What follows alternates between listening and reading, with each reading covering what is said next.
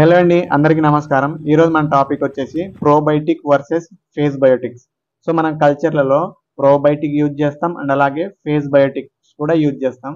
So వీటి రెండిటి యొక్క యూజెస్ అండ్ అలాగే వీటి యొక్క ఇంపార్టెంట్ ఎలా ఉంటుంది, వీటి యొక్క మెకానిజం అనేది ఎలా ఉంటుంది, వీటి రెండిటికి తేడా ఏంటో మనం ఈ వీడియోలో తెలుసుకుందాం. ప్రోబయోటిక్ అండ్ అలాగే ఫేస్ బయోటిక్స్ అనేవి ఈ రెండు మైక్రోబియల్ ఆర్గానిజమ్స్ అండి. సో వీటిని మనం వాటర్ యొక్క క్వాలిటీ కోసం అండ్ అలాగే ష్రింప్ యొక్క హెల్త్ కోసం అండ్ ప్రొడక్షన్ ఇంక్రీజ్ చేయడానికి ఈ పర్పస్ కింద వీటి రెండింటిని మనం యూజ్ చేస్తాం. సో ఈ రెండింటిని వాడతాం, కానీ ఈ రెండింటి యొక్క రిజల్ట్ ఒకటే అయినా ఇవి పనిచేసే మెకానిజం అనేది డిఫరెంట్ గా ఉంటుందండి. So probiotics promoting beneficial bacteria. మనకి ప్రోబయోటిక్ గురించి మీకు సింపుల్ గా చెప్పాలంటే వాటర్ క్వాలిటీని ఇంప్రూవ్ చేయడానికి అండ్ అలాగే ష్రింప్ యొక్క గట్ లో ఏదైనా ఇన్ఫెక్షన్స్ ఉన్నా అండ్ అలాగే ఏదైనా బ్యాక్టీరియా లోడ్ ఎక్కువగా దాన్ని తగ్గించడానికి, ఎలిమినేట్ చేయడానికి అండ్ అలాగే ష్రింప్ బాడీలో ఇమ్యూనిటీ లెవెల్స్ తక్కువగా ఉన్న దాన్ని ఎన్హాన్స్ చేయడానికి అండ్ అలాగే ఏదైనా స్ట్రెస్ కి గురైనప్పుడు దాన్ని తగ్గించడానికి. సో ఈ విధంగా ప్రోబయోటిక్స్ అనేవి యూజ్ అవుతాయండి మన ఆక్వాకల్చర్ సిస్టమ్ లో.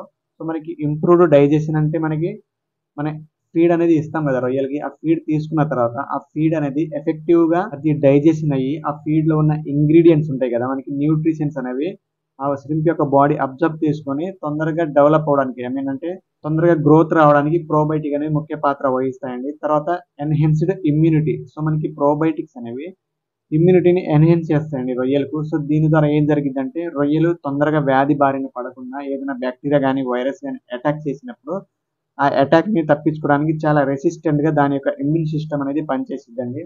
నెక్స్ట్ వన్ వచ్చేసి రెడ్యూస్డ్ స్ట్రెస్. మనకి వాతావరణ మార్పులు చాలా ఉంటాయి కదా, మనకి వాటర్ క్వాలిటీ పారామీటర్స్ అని అండ్ అలాగే ఏదైనా క్లైమేట్ చేంజెస్ కానీ ఇలా చాలా రకాలుగా యానిమల్ అనేది స్ట్రెస్ అవుతూ ఉంటది కదా. సో ఈ స్ట్రెస్ ని రెడ్యూస్ చేయడానికి ప్రోబయోటిక్ కూడా ముఖ్యమైన పాత్ర అనేది పోషిస్తాయండి మన రొయ్యల చెరువులలో. నెక్స్ట్ వన్ వచ్చేసి ఫేజ్ బయోటిక్స్ అండి. సో ఫేజ్ బయోటిక్స్ అంటే ఏం లేదు, సింపుల్ గా చెప్పాలంటే బ్యాక్టీరియా ఫేజెస్ అని అంటారు. సో మనం ఇప్పుడు దాకా మాట్లాడుకున్నాం కదా ప్రోబయోటిక్. ప్రోబయోటిక్ ఏం చేస్తుంది, మన వాటర్ లో అప్లై చేసిన తర్వాత ఏదైనా బ్యాక్టీరియల్ లోడ్ ఉన్నా అండ్ అలాగే గట్ ఇన్ఫెక్షన్స్ ఏమైనా ఉన్నా, వాటర్ క్వాలిటీ ఇష్యూస్ ఏమైనా ఉన్నా, ఇవి అన్నిటికీ కారణం మనకి ఎంతో కొంత హార్మ్ఫుల్ బ్యాక్టీరియా అనేది ఉంటుంది మన చెరువులో. సో వాటిని ఎలిమినేట్ చేసిద్ది. ఎలిమినేట్ ఎలా చేసిద్ది అంటే ఈ ప్రోబయోటిక్ అప్లై చేసిన తర్వాత ఎక్కువ మొత్తంలో డెవలప్ అవుతాయి, అంటే కొలనైజేషన్ అనేది జరిగిద్ది చెరువులో. కొలనైజేషన్ అంటే ఏంటి, ఎక్కువ మొత్తంలో ఆక్రమించడం. బెనిఫిషియల్ బ్యాక్టీరియా అనేది ఎక్కువ మొత్తంలో చెరువు మొత్తం ఆక్రమించడం వలన హార్మ్ఫుల్ బ్యాక్టీరియా యొక్క స్థాయి అనేది తగ్గిపోతుంది. అంటే ఈ గుడ్ బ్యాక్టీరియా మొత్తం కలిసి బ్యాడ్ బ్యాక్టీరియాని ఎలిమినేట్ చేయడానికి ట్రై చేస్తుంది. ఈ విధంగా విబ్రియో లోడ్ అనేది తగ్గిద్ది మామూలుగా ప్రోబయోటిక్ అయితే.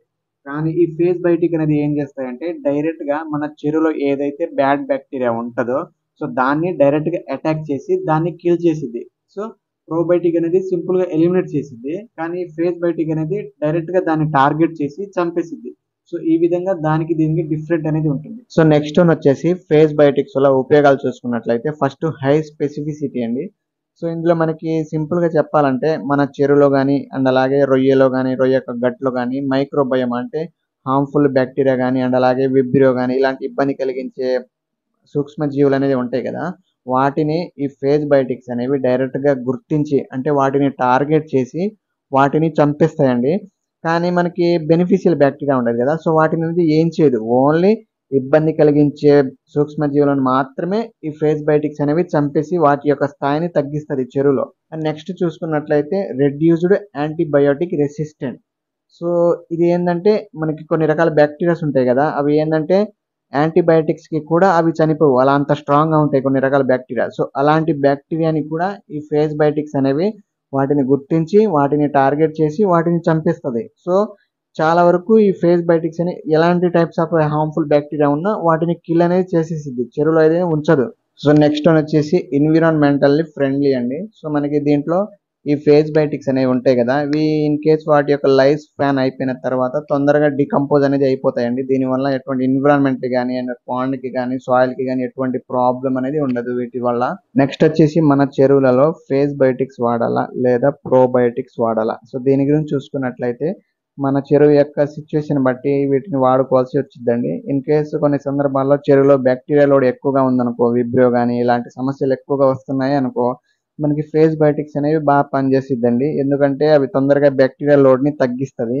అండ్ అలాగే మనకి గ్రోత్ కోసం అండ్ అలాగే వాటర్ క్వాలిటీ ఇంప్రూవ్ కోసం గట్ ఏదైనా ఇన్ఫెక్షన్స్ ఉన్న వాటి కోసం అయితే మనకి ప్రోబయోటిక్ అనేది బెస్ట్ అండి. సో ఈ విధంగా ఆల్టర్నేట్గా మనకి సందర్భాన్ని బట్టి అవసరాన్ని బట్టి మనం వీటిని వాడుకుంటే సరిపోతుందండి. సో ఈ విధంగా ఉంటుందండి ప్రోబయోటిక్ అండ్ అలాగే ఫేస్ బయోటిక్స్ మన రొయ్యల చెరువులలో. థ్యాంక్ యూ సో మచ్ అండి ఫర్ వాచింగ్.